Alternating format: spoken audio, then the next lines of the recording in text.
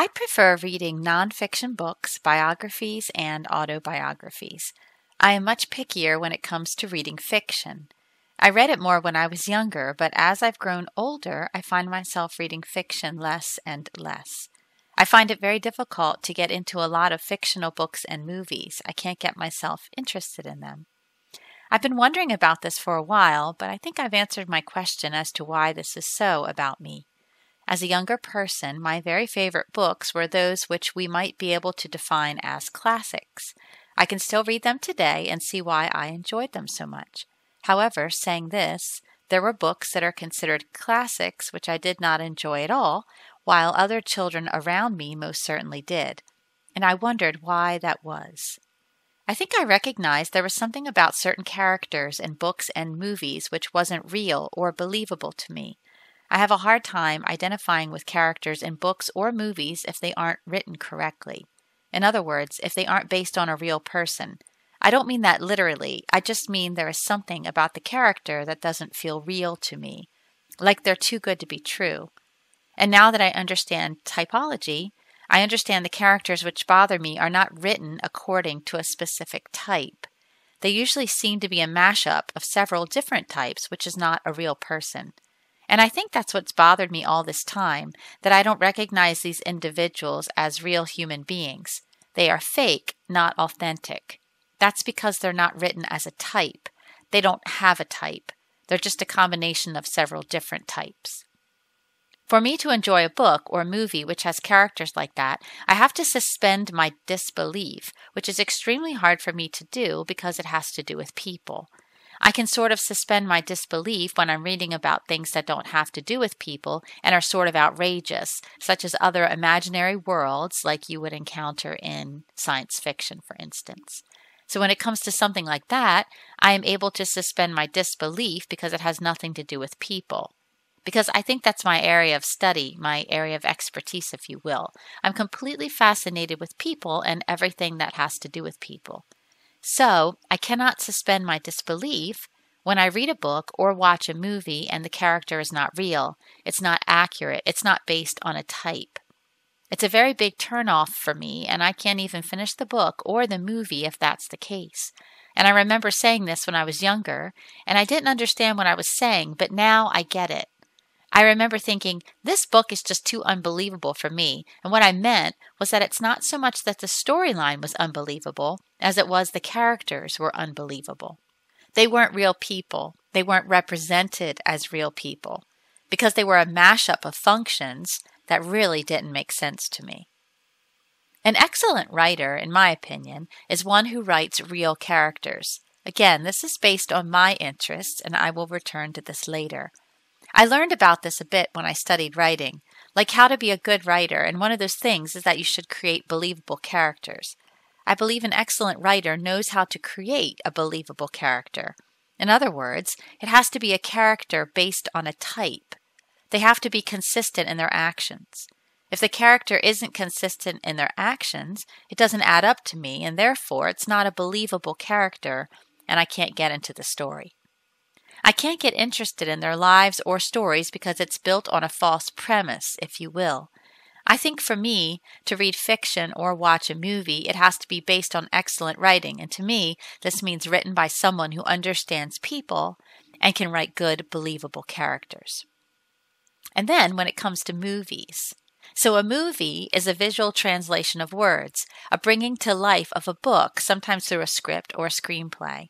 So someone might write a book or screenplay and do it in an excellent way with authentic, believable, real characters.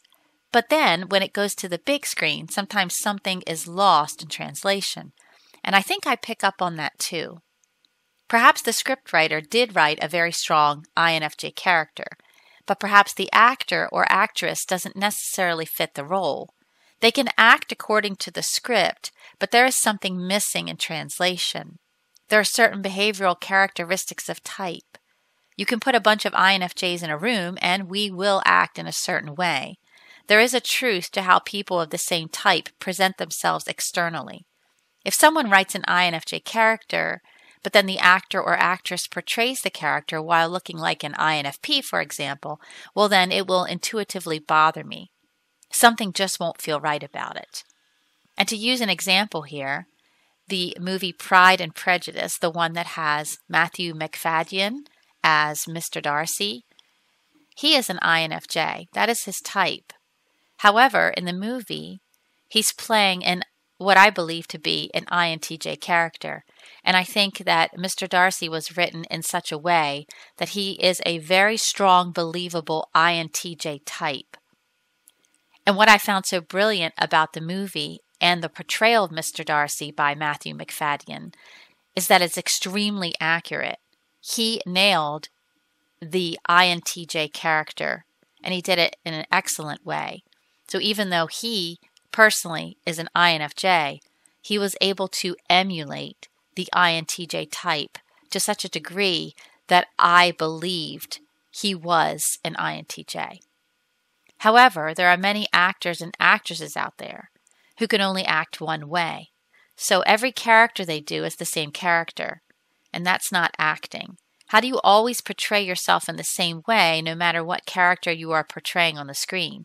And those people make money, but they are just mediocre actors, in my opinion.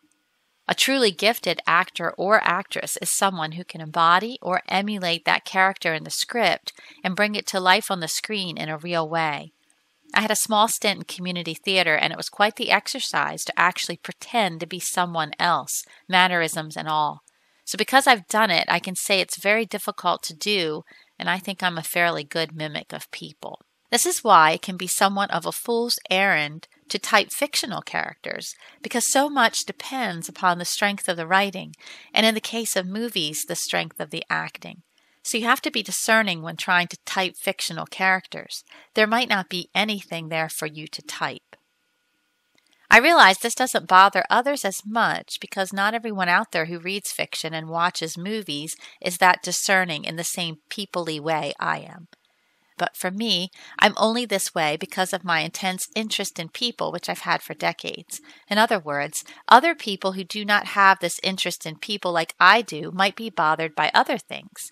I referenced how I could suspend my disbelief over a location or setting, but some other type might be annoyed that the other planetary world is not logically portrayed or is not scientifically consistent.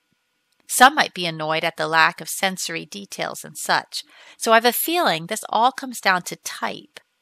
One of my sisters highly recommended a book to me. I started reading it on her recommendation. I couldn't even get past the first 3 chapters. It was terrible. The lead characters were so pale and lacking dimension. But she obviously enjoyed it very much and didn't feel that way about the lead characters. And she and I are 2 different types. Obviously, the lack of strong character writing does not bother her as much as it bothers me. Perhaps she enjoyed it because she perceives it as being rich in sensory details or some other thing which escaped my notice because, of course, I'm not geared in that way. Which leads me to another point, that we will be drawn to certain books because of what our interests are, right? I mentioned classics earlier in this video. I believe there are certain definite characteristics which define a classic novel. However, that does not mean all classic novels will appeal to me personally. Even though I may not enjoy certain classic novels, I can appreciate them for their contribution to the world of literature. However, many novels which exist out there will never be considered classics. Most authors write to their strengths. So even though they might not be so gifted in writing good characters, maybe they're good at writing sensory details, which I am not as interested in. I've read books which have so much detail and descriptions of certain things, and I can't get into it either because I'm more interested in the dialogue between the people or the descriptions of the people, and I'm not interested in reading page after page of descriptions of what the house looked like or the location.